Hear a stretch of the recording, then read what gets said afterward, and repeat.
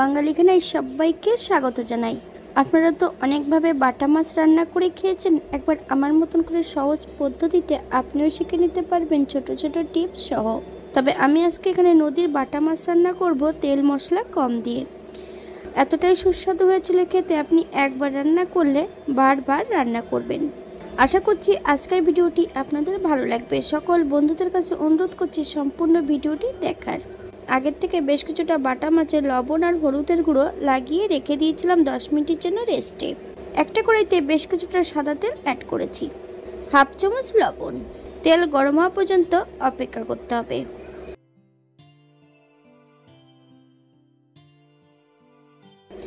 এই পর্যায়ে এক এক করে সম্পূর্ণ মাছগুলো ভেজে নিতে হবে। বেশ উল্টিয়ে পাল্টিয়ে ভালো করে মাছগুলোকে ভেজে নিতে হবে। আপনারা আপনাদের পছন্দ মতন মাছগুলো ভেজে নিতে পারেন।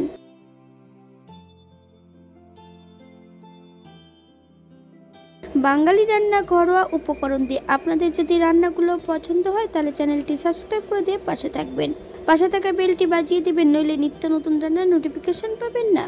তবে গরমের দিনে এমন বাটা মাছের রেসিপি আমার চ্যানেলে দেওয়া আছে, আপনাদের যদি পছন্দ হয় তাহলে চ্যানেলটি ঘুরে একবার দেখে নেবেন। এখানে মাছের পরিমাণটা বেশি আছে, আমি এখানে দুবার মাছগুলো ভেজে নেব।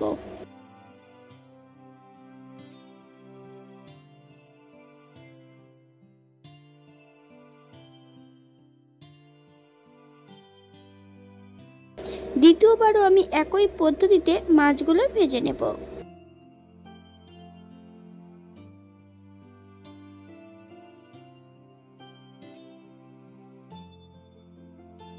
এই পর্যায়ে সম্পূর্ণ মাছগুলো ভেজে নিয়েছি, আপনারা এর থেকে কম বেশি ভেজে নিতে পারেন।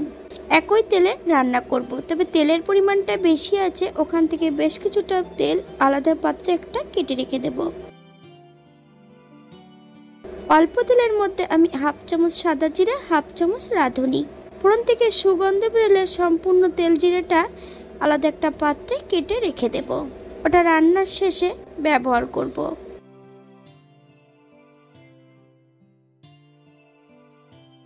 এই পর্যায়ে অ্যাড করব একটা কাঁচকলা আর একটা আলু, ছোট ছোট টুকরো করে কেটে সম্পূর্ণ সবজিটা অ্যাড করে দেব। হালকা করে সবজিগুলো ভেজে নিতে হবে।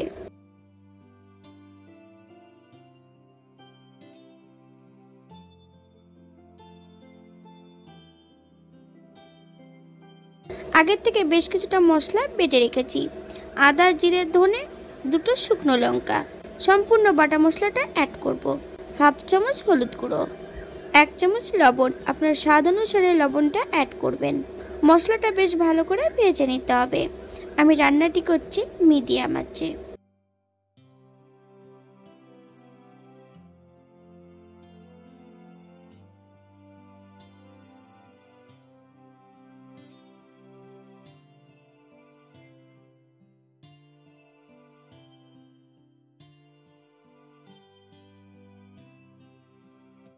এই পর্যায়ে অ্যাড করব বেশ কিছুটা কাঁচা লঙ্কা, আপনারা যদি পছন্দ করেন তাহলে পরিমাণে বাড়িয়ে দিতে পারেন।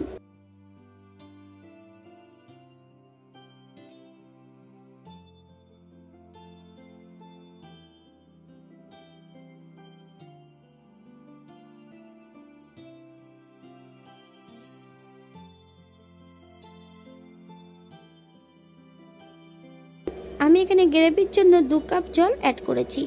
আপনাদের যতটা গ্রেভির প্রয়োজন আপনারা ততটা জল অ্যাড করতে পারেন।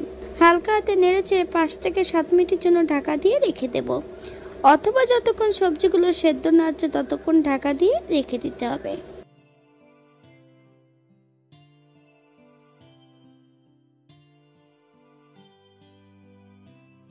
7 মিনিট পর এই পর্যায়ে একবার চেক করে নিতে হবে সবজিগুলো সেদ্ধ হয়েছে কিনা। আপনারা যদি চিনি পছন্দ করেন তাহলে এই পর্যায়ে অ্যাড করতে পারেন।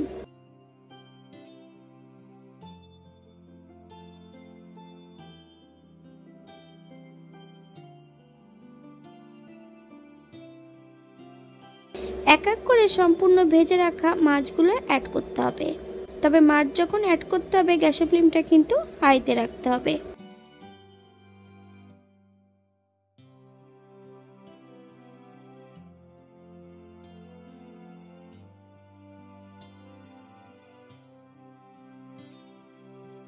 সম্পূর্ণ মাছগুলো অ্যাড করার পর হালকা হাতে নেড়েচেড়ে মাছগুলোকে সেট করে দিতে হবে। 7 থেকে 8 মিনিটের মতন হাই ফ্লেমে রান্না করে নিতে হবে।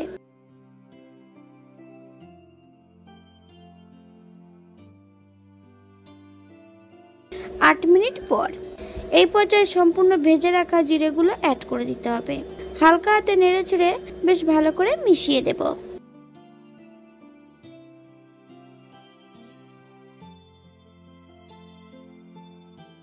এই পর্যায়ে গ্যাসের ফ্লেমটা অফ করে দিয়ে 5 মিনিটের জন্য স্ট্যান্ডিং টাইম দেব। তারপর সার্ভ করব। এটা দেখতে যেমন ভারী সুন্দর হয়েছে, গরম ভাতে খেতে কিন্তু অসম্ভব ভালো। আপনারা বাড়িতে একবার একই পদ্ধতিতে বানিয়ে নিতে পারেন। যারা পেঁয়াজ রসুন অথবা অন্য কোনো মশলা পছন্দ করলে অ্যাড করতে পারেন। আজকের ভিডিওটি এই পর্যন্ত। সবাই সুস্থ থাকবেন, ভালো থাকবেন। অন্যদিন নতুন রেসিপি নিয়ে আপনাদের সামনে আবার আমি হাজির হব। নতুন ও পুরনো সকল বন্ধুদের অসংখ্য ধন্যবাদ ভিডিওটি দেখার জন্য। হাতে যদি সময় থাকে তাহলে একটা লাইক, কমেন্ট, শেয়ার করবেন।